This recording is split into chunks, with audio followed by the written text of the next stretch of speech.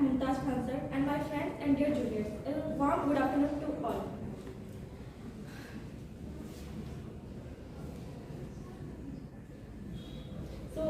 Myself, Dhanitri Sahu from PG second year, feels privileged to start over here to deliver my topic on the seminar, cytoskeleton, the movers and shapers in the cell.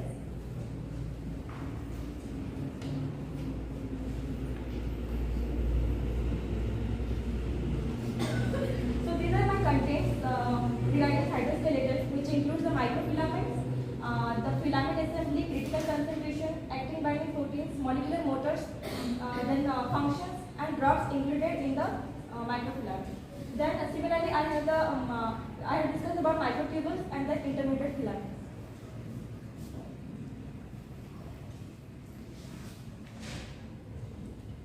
So we often wonder what determines the shape and size of cells and how the cells are able to move, how the cells are able to contract. At the organismic level, we see how the skeleton provides support in our body. Likewise, in the cellular level, we have the cytoskeleton that provide structural shape and strength to the cells. For the proper functioning of cells, the cell must organize themselves in space and interact mechanically with each other and with their environment. They must be correctly folded, then physically robust and properly structured internally. They move from place to place. For these functions, these spatial and mechanical functions of the cell, there are special skeletal filaments which is the cytoskeleton. The cytoskeleton varied functions depend on the biological role of basically three proteins. That is the three protein filament. That is the microfilament, then microfilament, microtubules, and intermediate filaments. The dynamics, physical role, and mechanical properties of all these three filaments are different.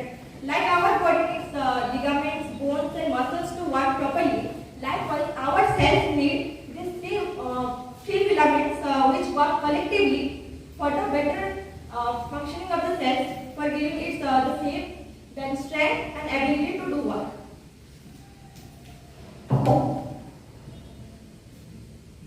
So these are the in general properties of the microfilament, microtubules, and intermediate filaments. First, I will just discuss why we call it microfilament, microtubule, and intermediate filament. It is on the basis of the diameter.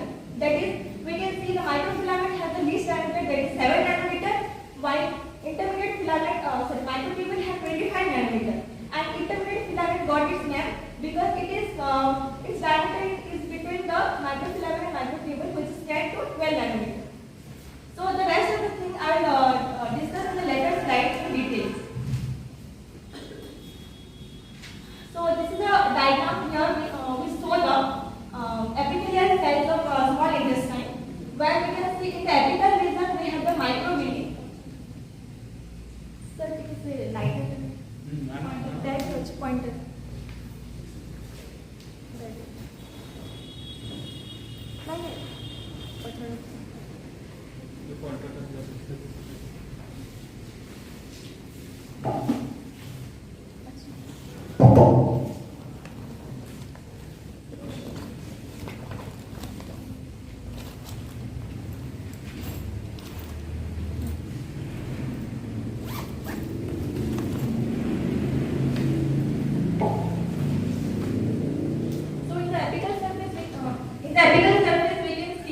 There is a bundle of actin filament which form the microvilli.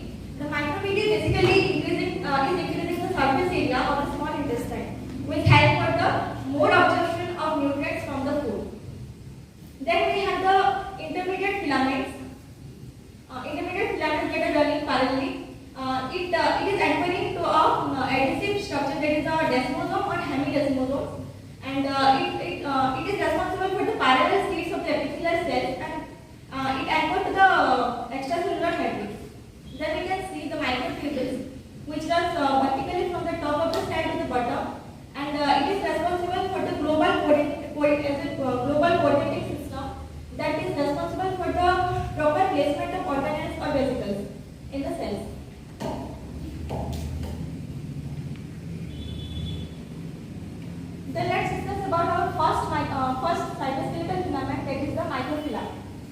microfilament it is made up of a globular actin filament, that is the G-actin, and it is composed of 375 amino acids with a molecular weight of 43 kilodalton.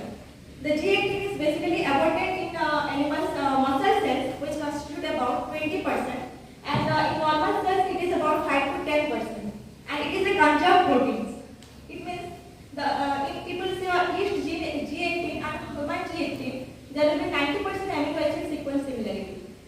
So if we discuss about the structure of the globular actin, we see there is a pointed end and there is a barred end. The pointed end is marked by the symbol minus, and the barred end is given the symbol plus. I have written in the pointed end that it can be both polymerizing as well as depolymerizing. We will discuss why both polymerization and depolymerization occurs from each side. So here in the pointed end is basically the fast depolymerization end, and it is slow polymerization end, while the barred end is fast polymerization end and slow depolymerization end.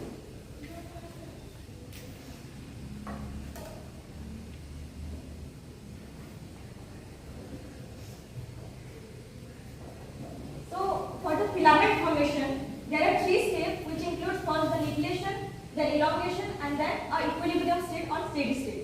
For the nucleation step, it is a rate limiting step, and it is initiated by a dimeric protein, that is a formin, which is responsible for nucleation. Initially two G-actin come and bind, but the binding of these two is a weak, they are bounded weakly. So when a third G-actin come and bind to this, it form a trimer and it is a stable structure. In the stage of elongation, we will see from the both ends, that is positive and negative end, the globular actin will be added. The polymerization and depolymerization will occur simultaneously from both ends, which depend on the concentration of G-actin ATP. Then we will see the steady state. So in the steady state, a dynamic equilibrium, which means motion constant, where the addition of G-actin from the plus end and removal of G-actin from the minus end will occur simultaneously, and it will maintain a constant length. While discussing about the assembly and disassembly of microfilament, we will come across a phenomenon, that is treadmilling. So treadmilling is basically, it means gradual shifting of G-actin, which will can see by fluorescently taking a G-actin monomer, G-ATP actin monomer, and taking an unlabeled G-actin. So when polymerization will be initiated, the G-actin monomer, G-actin ATP monomer will travel from here to here and then to here. Then when the ATP hydrolyzes and it converts to ADP, it will get dissociated. It will lose its affinity with its neighboring monomers, and it will get removed.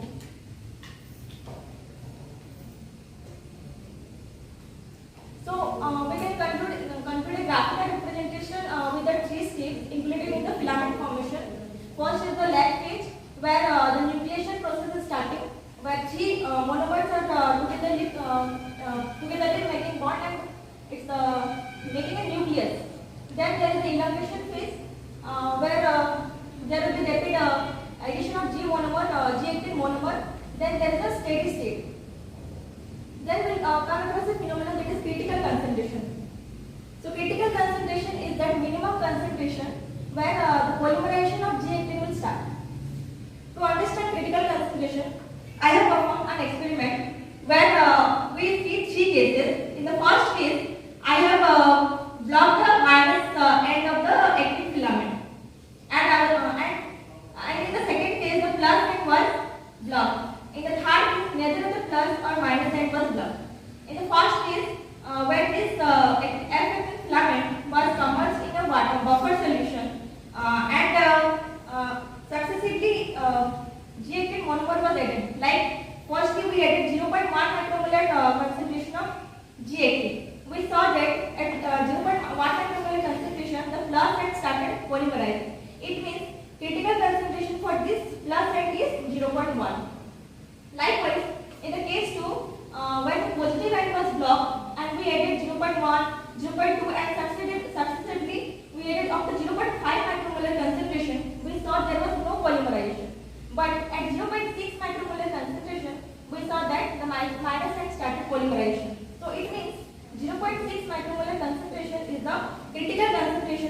plus end.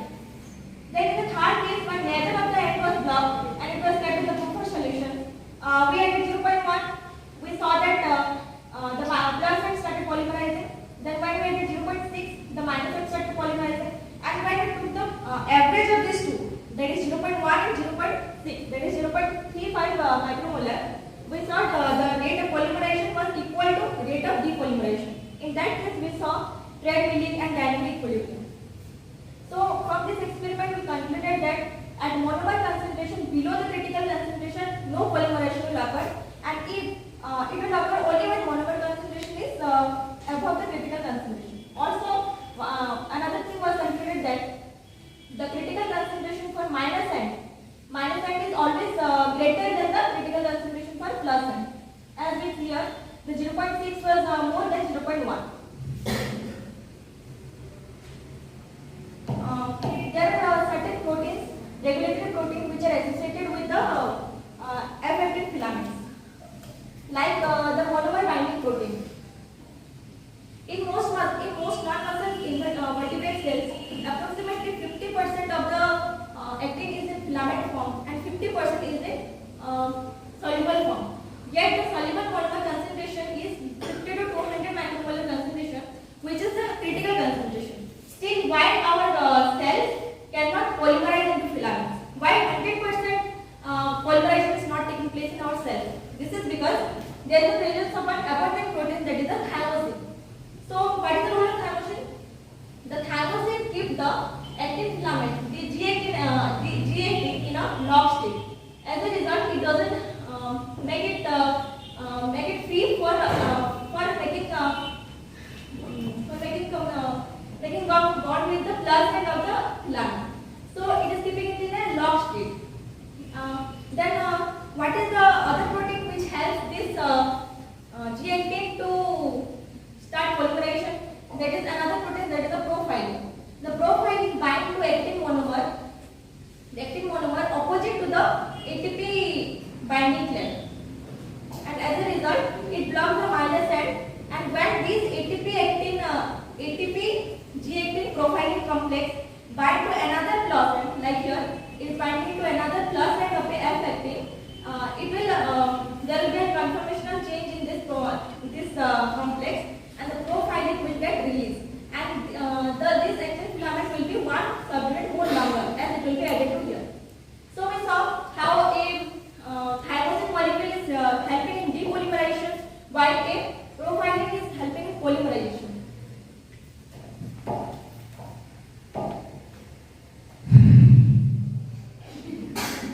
So there are other proteins like the ERP23 proteins, which help in the branching of the filament. Like the ERP stands for actin-related proteins, where ERP2 and ERP3 are about 45% identical, and it is acting as a branching protein. As you can see, it is an F filament, and when ARP23 is binding, then another branching is taking place. So it will help to create a three-wave-like structure. Another protein, that is the formin. Formin is basically a dynamic protein, which I have already discussed. It helps for the initiation of nucleation from an unbranched chain. Then we have actin stabilizing protein. Actin stabilizing protein includes tropomyosin. It is an elongated protein that binds simultaneously to 6 or 7 adjacent actin filaments, and it stabilizes the F-actin filament. There are certain end-gated protein also. Suppose our cell is at a equilibrium state, that is, our cell has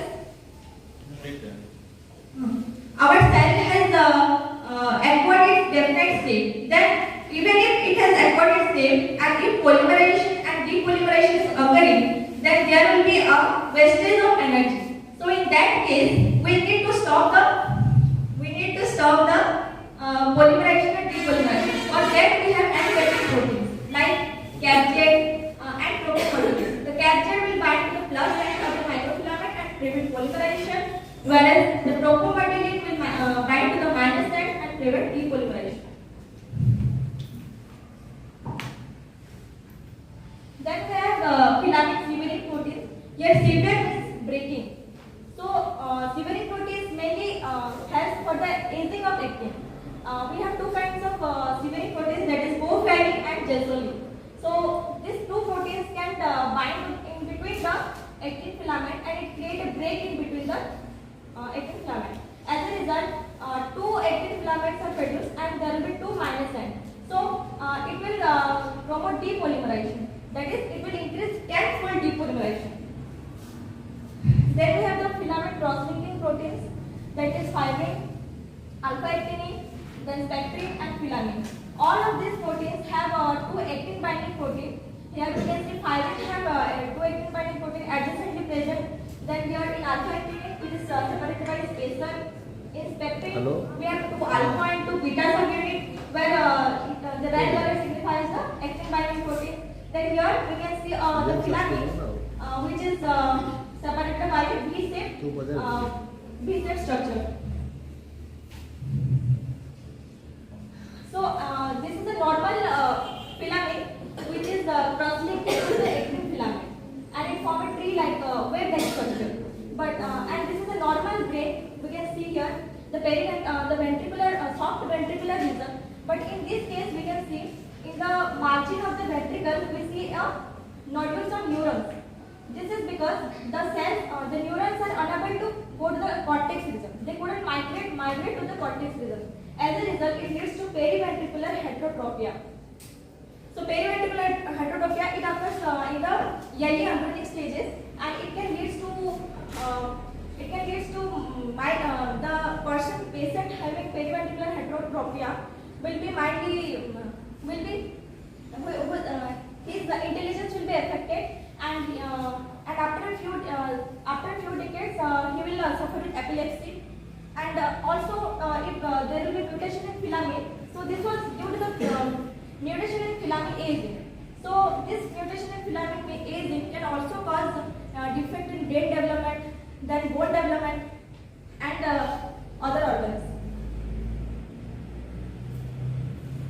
So I have prepared a short clip to show how the G-actin is converting into an F-actin and how the profiling, co-filing and ARP2 are helping in polymerization and depolymerization.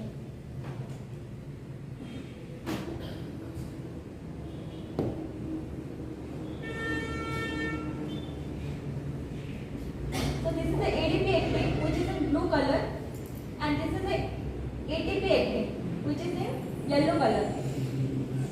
For the spontaneous depletion, first 3 of the ATP actin molecule will come and bind. Then it will create a pointed end, and likewise there will be addition of several G-actin monomers. This blue are these are depolymerizing as the ATP hydrolysis has already occurred here.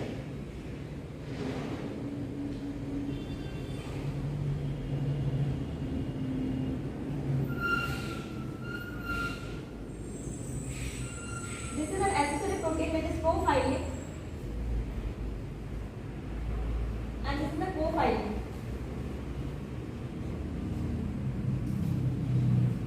As I said, profiling bind to the ATP actin molecule. Hello? And it will assist in polymerization. I said thymosin and profiling. There is always a competition between thymosin and profiling. Okay. So if profiling wins, there will be polymerization, and if thymosin is present, that will be in a locked state and no polymerization will occur.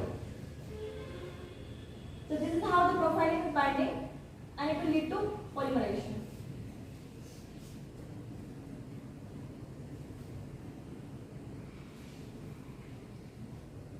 These green colors, these are the co-filing. I said co-filing are the severing protein. It means it will act on the filament and it will create sever, means breakage, and it will help in depolymerization.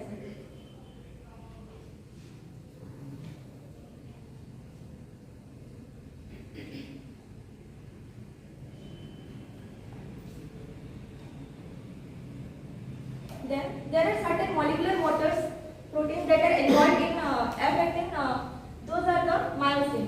So there are in general 12 myosin, out of which the myosin 2 is the more common.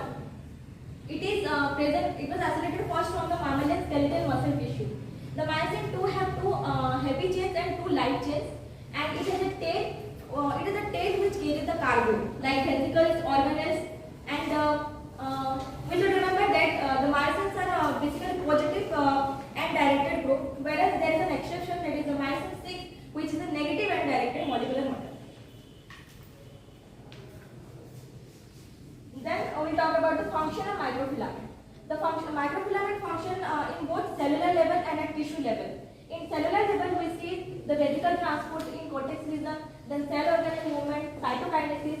Likewise, in tissue level, we will see how it is helpful in muscle contraction.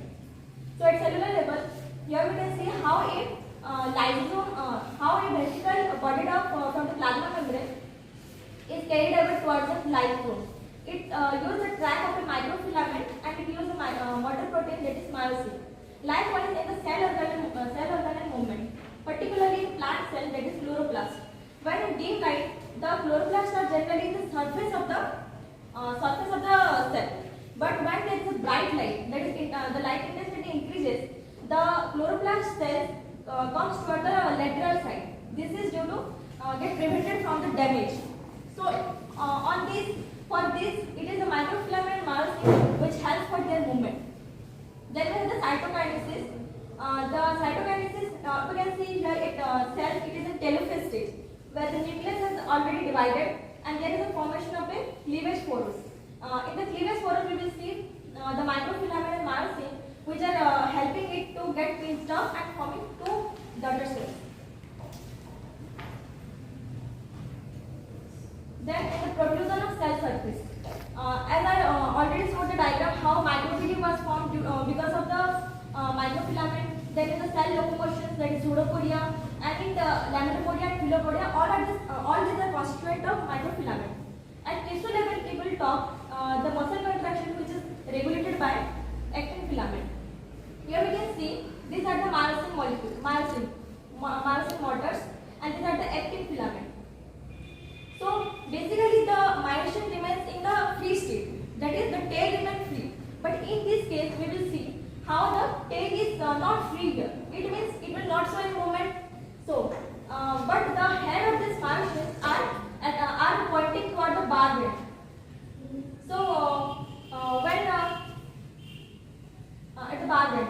So, because the tail are not free, it will generate a force which will pull the actin filaments toward the end line. As a result, there will be construction of the muscle. There are certain drugs which inhibit polymerization and depolymerization. Those include the cytokinase D, which is originated, whose source is fungal metabolite. Then latripylene B, whose source is red spot. Hyoidine, which is originated from Amantia hyoidine. We should remember that the cytokinase D basically act on the F actin plus end of F actin, while latripylene B it acts on the plus end of G actin. And this both helps in the inhibition of polymerization, whereas hyoidine it stabilizes microfilament and prevents depolymerization. So let's talk about our another cytoskeletal filament, that is the microtubules. So microtubules are hollow tubular rigid structures which are polymer of tubulin proteins. So tubulin proteins are heterodimers, which is made up of beta tubulin and alpha tubulin. There are gamma tubulin also, which we will see in the later slide. So, like the alpha and beta tubulin are attached to GTP, where beta tubulin is a positive end and the alpha tubulin is a minus end. The positive end is a fast polymerizing end and slow depolymerizing end, and the minus end is fast depolymerizing end and slow polymerizing end. I have already said why I say this end is both polymerizing and depolymerizing. So alpha tubulin GTP is non-hydrolyzable, whereas the beta tubulin GTP is hydrolyzable.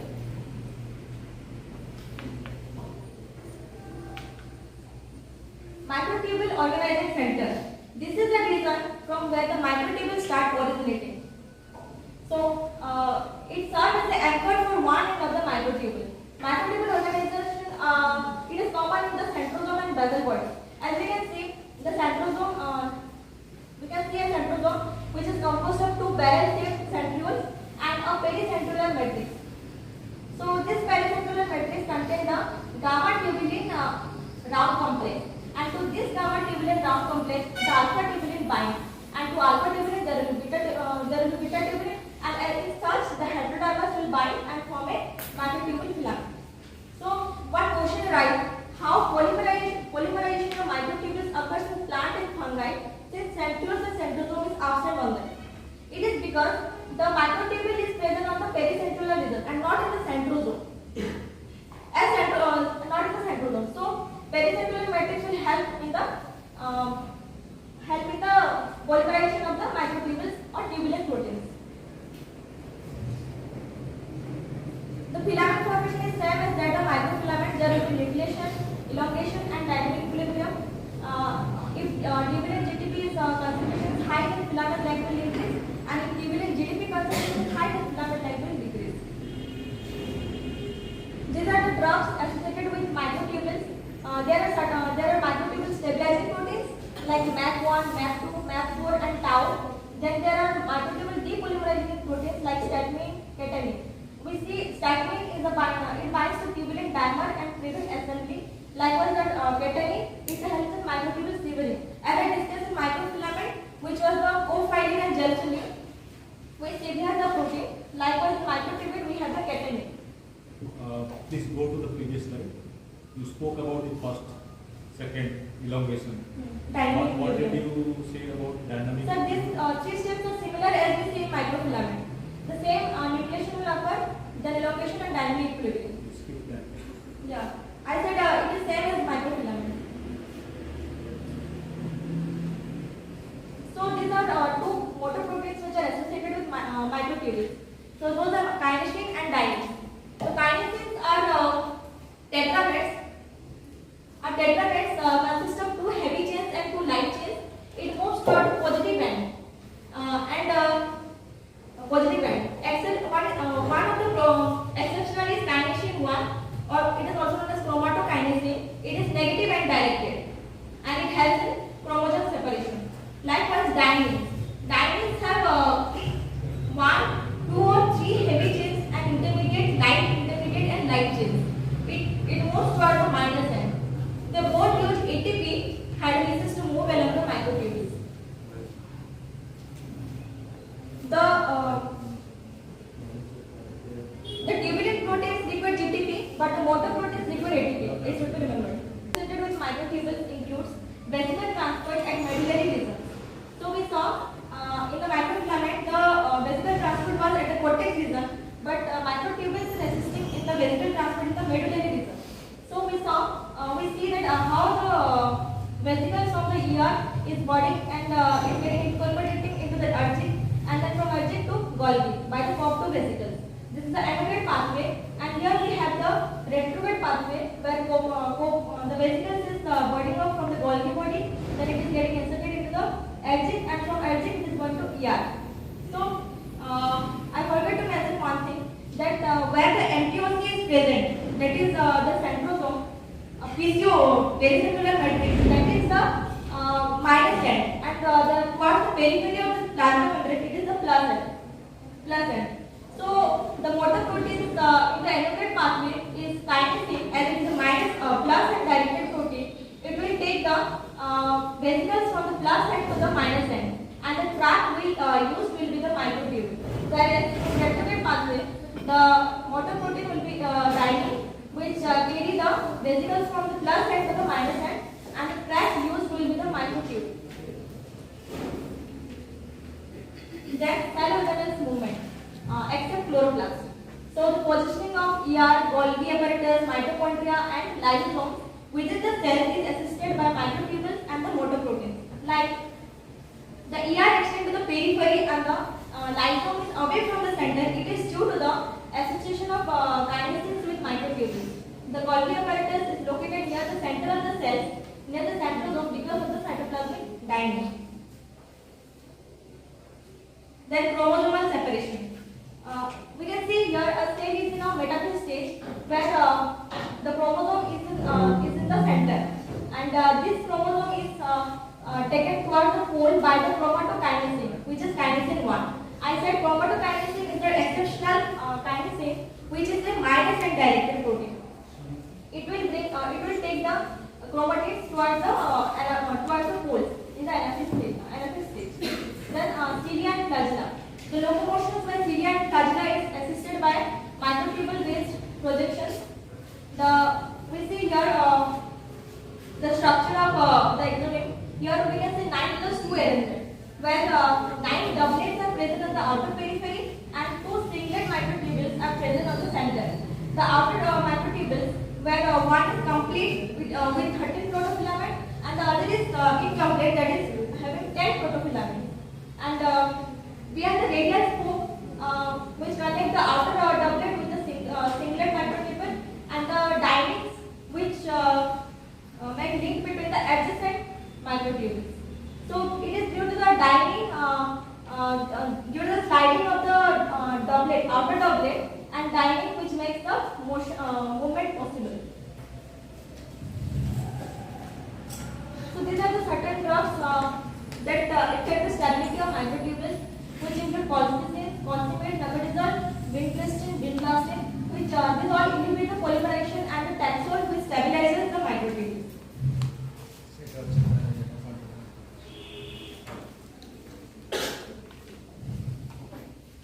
The third kind of filament is the intermediate filament. So intermediate filament basically play a major role in the in providing mechanical strength to the cell.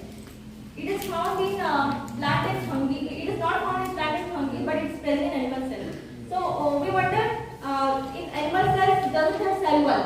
It doesn't have any strong structure, but plant fungi it have cell wall. So it is the intermediate filament that helps the animal cells to provide mechanical strength. It is chemically heterogeneous. It means it is chemically heterogeneous. It means it is made up of different amino acids. Here we can see it has a central rod domain with alpha helix of 310 amino acids, but in case of nuclear lamins it is 350 amino acids. And we have two variable regions, that is the N terminus and the C terminus. These two regions are the variable regions.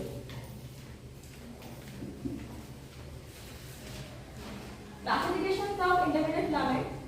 These are basically classified into 6 groups, 6 classes. The class 1 includes acid keratin, class 2 includes basic or neutral keratin, class 3 includes vimentin, desmin, peripherin, glial, fibrillary acidic proteins. The class 4 includes neurofilaments, class 5 includes nuclear lamins, and this class 6 are sometimes added into class 4, but here I have kept it separately and it is the next thing. Assembly of intermediate filament. Initially two monomers coiled together to form a dimer. Then a dimer are placed antiparallelly to form a staggered end and it form a tetramer. Such tetramer are associated end to end to form a protofilament, and such 8 such tetramers join to form laterally they associate and form a intermediate filament of 10 nanometer. In intermediate filament we see all are non-filament phenomenon. That is, in this case there will be either complete assembly, complete formation of a filament or complete dissociation, but there is no phenomenon like polymerization or depolymerization. These are the certain disorders related to intermediate filament, like the epidermolysis bullosa simplex, which is caused due to mutation in acidic keratin. Then amyotrophic lateral sclerosis, which is occurring because of abnormal assembly in neurofilament. Hutchinson-Gilford progeria, which occurs due to mutation in nuclear lamins.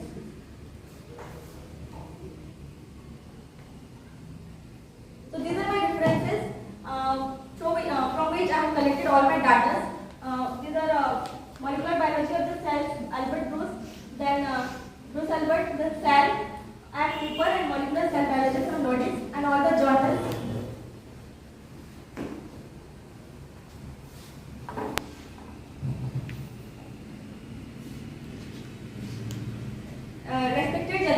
Respected head of the department, Dr. Subrat Kumar Panigai sir, then assistant professor Dr. Jagdish Kumar Pradhan sir, and Mumtaz Khan sir, and Salini ma'am.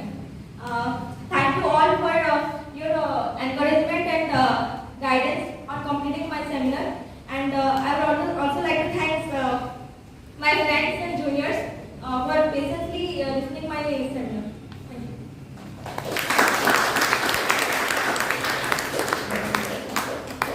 Question.